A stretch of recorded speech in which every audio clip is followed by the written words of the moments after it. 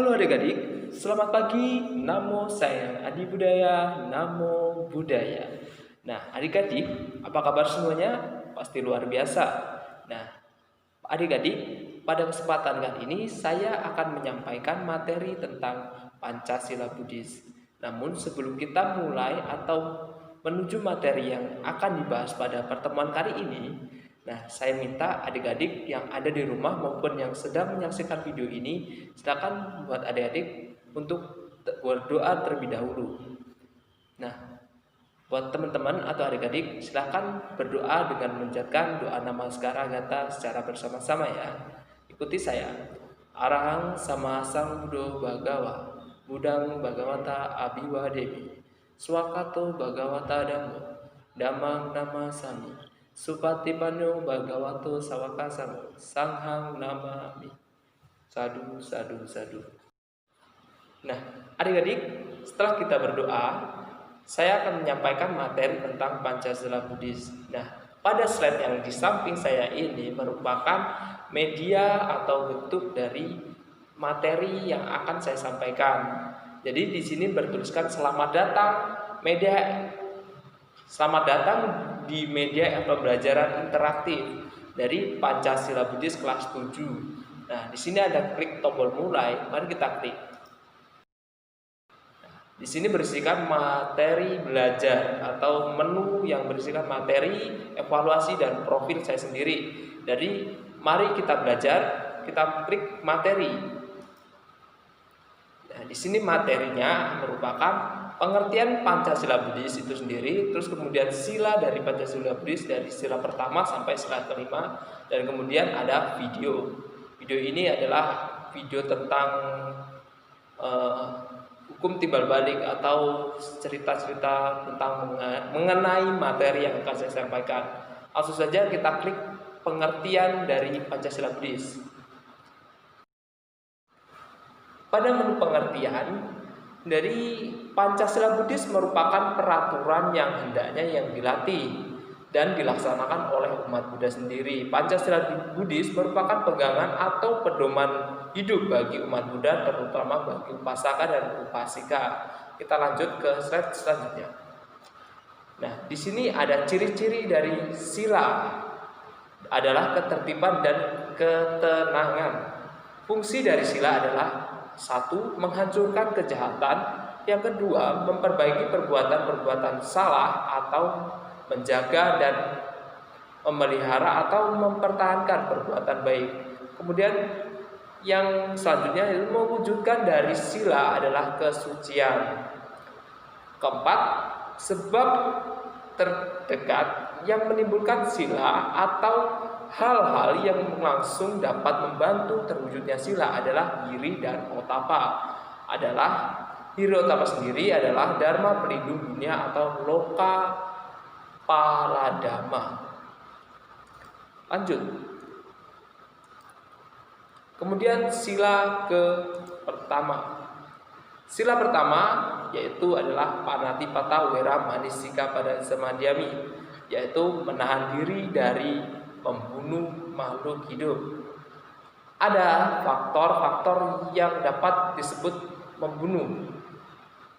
Yang pertama yaitu adanya makhluk hidup. Yang kedua adalah mengetahui bahwa makhluk itu masih hidup. Yang ketiga, berpikir untuk membunuhnya. Yang keempat, berusaha untuk membunuhnya. Yang kelima, yaitu makhluk itu mati sebagai akibat dari usaha yang kita lakukan. Kemudian objek dari pelanggaran sila yang pertama yaitu manusia. 2. Binatang atau makhluk yang digunakan dan tidak berguna. Kemudian lanjut. Yang maksud atau motif dari pelanggaran sila pertama, yang pertama direncanakan atau disengaja. Yang kedua dihendaki dengan dorongan sesaat atau mendesak, misalnya mempertahankan diri dan kecelakaan.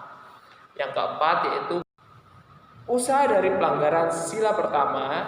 Yang pertama yaitu dikerjakan langsung. Yang kedua dengan tidak langsung. Kemudian lanjut untuk slide selanjutnya. Yang selanjutnya yaitu hal-hal yang dapat dikategorikan pelanggaran sila pertama yang harus kita hindari. Yang pertama yaitu membunuh manusia dan hewan. Yang kedua, menyiksa manusia dan hewan atau binatang lainnya atau makhluk hidup. Yang ketiga, menyakiti jasmani manusia atau makhluk hidup lainnya. Kemudian lanjut. Nah, di sini ada akibat dari melanggar sila yang pertama, yaitu lahir kembali dengan keadaan cacat. Yang kedua, tidak begitu cerdas atau menerima kebodohan. Ketiga, selalu merasakan rasa khawatir, cemas, takut, dan selalu pikiran kita itu tidak tenang, dihantui dengan rasa salah. Yang keempat, selalu dimusuhi dan dibenci orang banyak, tidak mempunyai pengikut atau teman. Yang kelima, terpisah dari orang yang kita cintai. Yang keenam, tentunya kita akan berumur pendek. Kemudian kita akan membahas sila yang kedua, yaitu menahan diri dari mengambil sesuatu yang tidak diberikan atau adina dana wera manisika sama diami. Ada 5 faktor yang dapat disebutkan dalam kategori mencuri atau mengambil sesuatu yang tidak diberikan oleh orang lain. Yang pertama yaitu adanya sesuatu barang atau benda milik orang lain. Yang kedua, mengetahui bahwa barang itu ada pemiliknya. Yang ketiga, berpikir untuk mencuri barang tersebut. Yang keempat, berusaha untuk mencurinya. Dan yang kelima, yaitu berhasil mengambil barang tersebut dan kemudian memindahkan ke tempat yang telah kita tetapkan atau kita mencuri dari barang tersebut. Kemudian selanjutnya yaitu usaha dari melanggar sila kedua. Ada pencurian secara langsung. Mencuri secara langsung ini ada beberapa faktor, yaitu mencuri. Ciri-cirinya mencuri, merampas, memeras, terus merampok, menyelundupkan dan menghindari pajak dari pemerintah.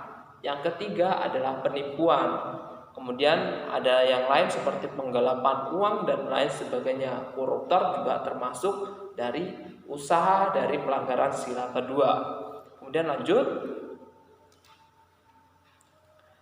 Pencurian secara tidak langsung atau dalam kategori pemindahan tangan ke orang lain, yaitu yang pertama berlaku sebagai kaki tangan atau tukang tadah.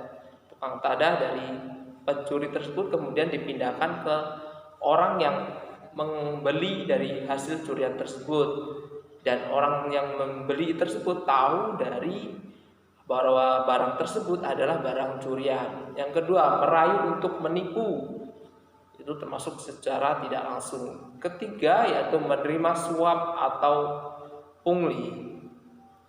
Kemudian hal-hal yang lain yang dapat dikategorikan sebagai pelanggaran sila kedua yang harus juga kita hindari. Yang pertama yaitu penghancuran barang orang lain dengan sengaja atau balas dendam. Dalam kategori di sini barang orang lain kita hancurkan sebagai bentuk balas dendam telah menghancurkan barang milik orang tersebut. Yang kedua, mempergunakan barang dengan sewenang-wenang. Atau misal kita dikasih uang sama orang untuk dijaga, kita berikan hal-hal yang tidak penting dan hal tersebut tidak tahu dari orang yang memberikan barang tersebut. Kemudian akibat dari melanggar sila kedua. Yang pertama, mempunyai harta benda dan kekayaan atau selalu dilanda kemiskinan, selalu kurang dalam kategori materi. Yang kedua, terlahir dalam keadaan melarat atau miskin. Yang ketiga, menderita atau selalu dalam kelaparan. Yang keempat, berhasil memperoleh apa yang kita inginkan dan didambakan-dambakan. selalu gagal tentunya. Yang kelima, menderita karena bangkrut atau kerugian dalam usaha dagang. Yang keenam, sering ditipu orang atau diberdaya. Yang ketujuh, mengalami kehancuran karena bencana atau malapetaka yang menimpa diri kita. Kemudian, kebahagiaan yang dimiliki orang yang mencari nafkah secara benar. Yang pertama yaitu rasa bangga memiliki barang harta secara sah. Yang kedua, bebas dari beban yang membuat dia harus hidup bersembunyi. Yang ketiga, saat mempergunakan hartanya itu tidak tertekan batinnya. Yang keempat, hal itu memperkuat dia untuk tidak jatuh ke dalam cara-cara hidup yang jahat lainnya. Ini adalah faktor di mana sila kedua ini dilaksanakan. Kemudian lanjut ke sila yang ketiga. Nah, dalam sila yang ketiga yaitu adalah menahan diri dari perbuatan asusila. Yaitu sila ketiga ini apa sih? Nah, kamesu micacara wera manisika pada samadhyami. Ada beberapa faktor untuk dapat disebut sebagai menghindari tiga sila atau sila ketiga ini. Yang pertama, adanya objek yang tidak patut digauli, yang kemudian mempunyai pikiran untuk menyetubuhi objek tersebut. Yang ketiga, berusaha menyetubuhi. Yang keempat, berhasil menyetubuhi dalam arti berhasil memasukkan alat kemaluannya ke dalam salah satu dari tiga lubang, yaitu mulut, anus, atau liang peranaka, walaupun hanya dalam biji wijen. Kemudian objek dari pelanggaran sila ketiga, yang pertama, objek yang menyebabkan pelanggaran sila ketiga oleh laki-laki. Yang pertama, ada wanita yang telah menikah. Kemudian wanita yang masih di bawah pengawasan atau asuhan keluarga. Yang ketiga, wanita yang menurut kebiasaan adat istiadat atau dilarang. Kemudian objek yang menyebabkan sila ketiga oleh wanita. Yang pertama yaitu laki-laki yang telah menikah. Yang kedua, laki-laki yang berada di bawah peraturan agama, misalnya biku atau samanera. Yang ketiga yaitu hal-hal yang dapat dikategorikan pelanggaran sila ketiga yang harus juga kita hindari. Kemudian akibat dari melanggar sila ketiga, yang pertama, mempunyai banyak musuh. Yang kedua, dibenci orang banyak. Ketiga, sering diancam atau dicelakai. Yang keempat, terlahir sebagai banci atau waria atau wanita jalang. Yang kelima, mempunyai kelainan jiwa. Kemudian kita belajar ke sila yang keempat. Nah, adik-adik, sila keempat ini adalah merupakan menahan diri dari perkataan yang tidak benar atau ucapan omong kosong, sering berbohong. Nah, sila keempat ini adalah musyawadah wera manisika padang samadhyami, yang artinya menahan diri dari perkataan yang tidak benar atau ucapan bohong, omong kosong. Ada faktor-faktor yang dapat disebut dalam kategori sila keempat. Yang pertama, ada sesuatu hal yang tidak benar yang sering kita ucapkan, omong kosong, seperti omong kosong itu sendiri. Yang kedua, mempunyai pikiran atau bentuk berdusta. Yang ketiga, berusaha untuk berdusta. Yang keempat, pihak lain mempercayainya.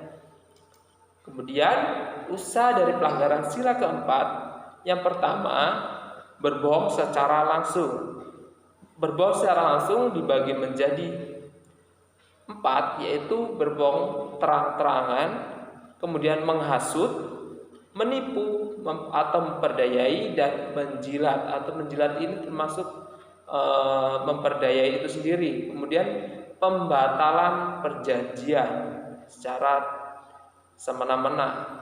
Kemudian pelanggaran sumpah ikhar, muslihat, tipu daya, munafik, perbuatan berpura-pura, permainan kata-kata secara licin, melebih-lebihkan atau menambah-nambahkan yang tidak sebenarnya terjadi, kemudian menyembunyikan atau mengurangi apa yang telah disampaikan, kemudian dan kita tidak lakukan secara langsung. Kemudian kebohongan tidak langsung.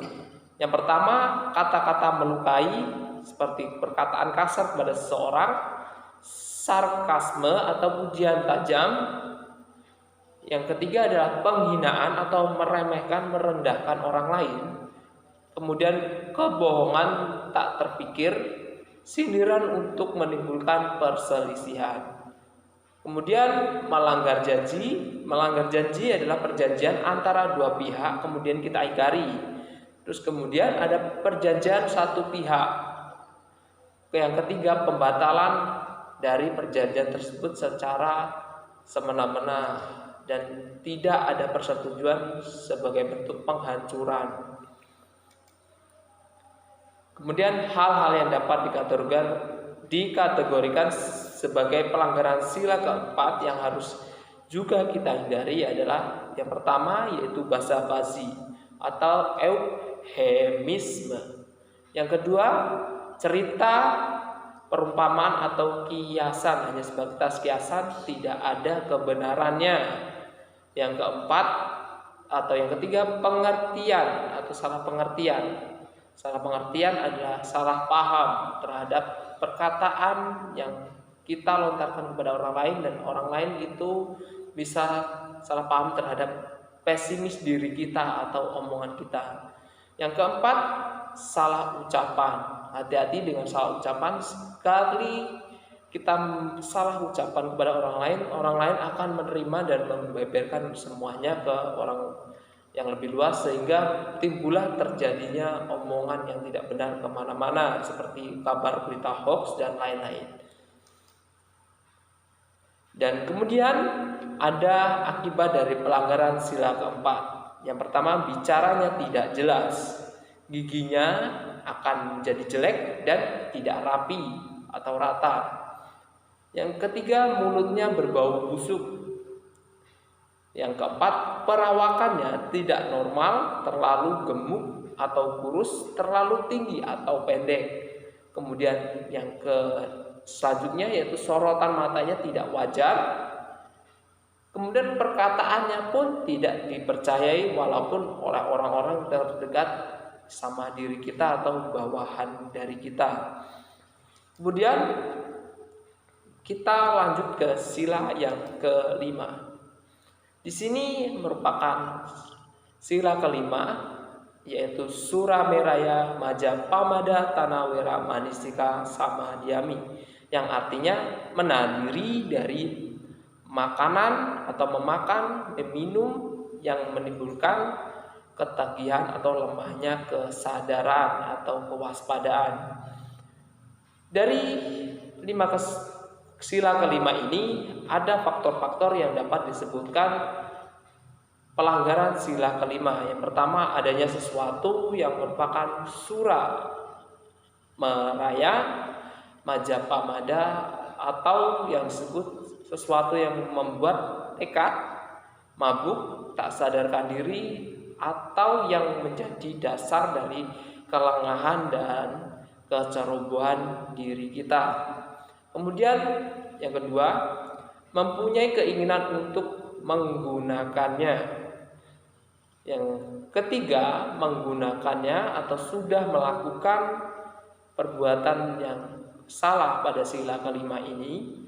Kemudian timbul gejala mabuk atau sudah menggunakannya setelah meminum hingga masuk ke melalui tenggorokan diri kita. Kemudian lanjut, Objek yang menyebabkan pelanggaran sila kelima yaitu segala jenis minuman atau makanan yang memabukkan. Yang kedua, barang yang bila digunakan atau dimasukkan ke dalam tubuh kita membuat kita tidak sadar diri, selalu menimbulkan rasa ketagihan yang berlebihan atau bisa disebut kecanduan.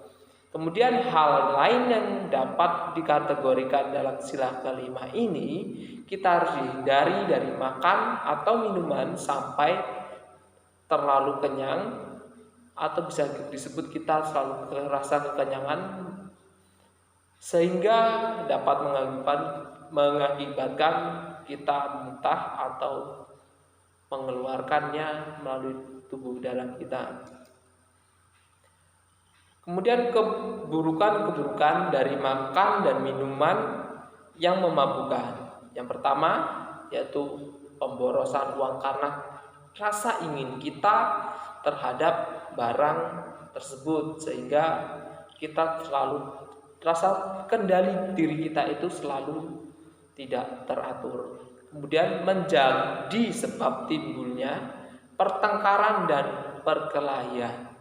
Setelah kita melakukan minuman, otomatis kita mabuk dan omongan kita selalu menimbulkan menyinggung perasaan orang lain, sehingga di situ ada perselisihan yang terjadi.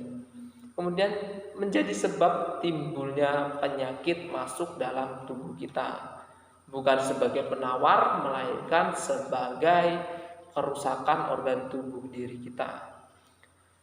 Kemudian sebab utama dari timbulnya noda nama baik dari keluarga diri kita, otomatis setelah kita melakukan atau memakan minuman yang sering membuatkan ketagihan, orang lain melihat diri kita sebagaimana orang lain mencap diri kita atau mengklaim diri kita sebagai orang buruk, maka nama dari keluarga kita akan tercoreng, atau sebagaimana orang tua kita tidak bisa mendidik diri kita dengan baik. Maka hindarilah sila dari kelima ini, sila kelima. Kemudian hilangnya pengendalian diri. Rasa pikiran kita akan selalu kacau hingga kita tidak sadar diri, selalu merasa kayak orang lemah dalam kategori kita berpikir jernih.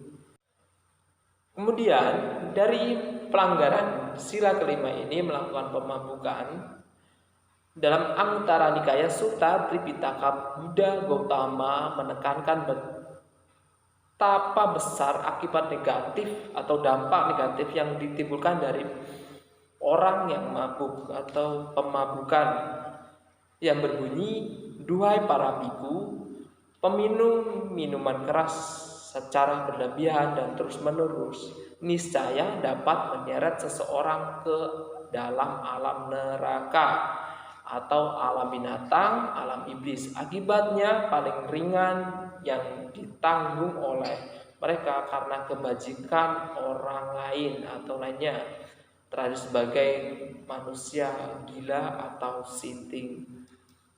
Kemudian dalam bagian lain beliau juga mengatakan ada 3 macam yang dijelaskan kepada para biku, yaitu, "Duhai biku,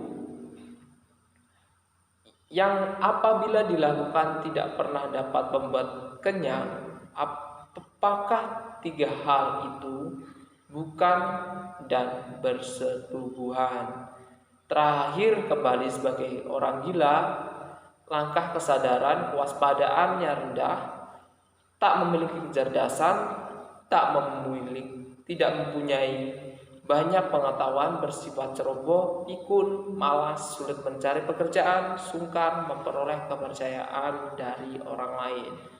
Nah, dari sila kelima ini juga bermaksud dan akibatnya yaitu adalah jika sila-sila lain itu akan tergantung pada sila kelima ini. Karena apa? Sila kelima ini merupakan faktor inti yang menyebabkan sila-sila lain itu menjadi ikut. Seperti sila pertama, tidak membunuh, tidak mencuri, tidak berbuat asusila, tidak bercakap yang tidak benar, dan tidak minum minuman keras. Nah, dari pembahasan tadi dapat disimpulkan bahwa sila yang dalam agama Buddha yaitu adalah kemoralan yang harus kita taati sebagaimana bentuk dari perbuatan bajik yang harus kita lakukan seperti melaksanakan metta, karuna, mudita, upeka. Kemudian selanjutnya, namun berhubung waktu kita sudah hampir habis, jadi pada pertemuan besok kita akan menampilkan atau menayangkan video. Namun sebelum itu, sebagai penutup, Bapak akan mengasih soal evaluasi sebagai bentuk tambahan atau pengambilan nilai yang akan kita bahas, yang telah kita bahas pada hari ini. Nah, di sini merupakan beberapa soal yang harus kalian kerjakan seperti berikut.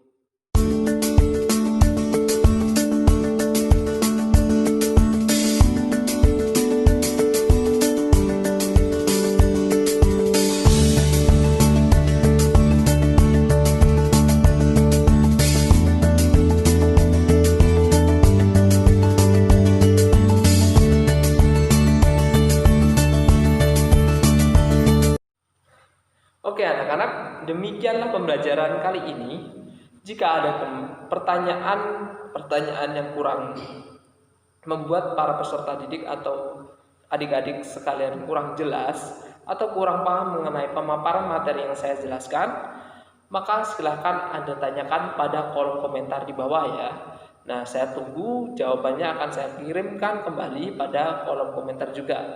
Nah, untuk itu saya akhiri dengan mengucapkan Sabesata Bhawatu Sukhitata, semoga semua makhluk hidup berbahagia.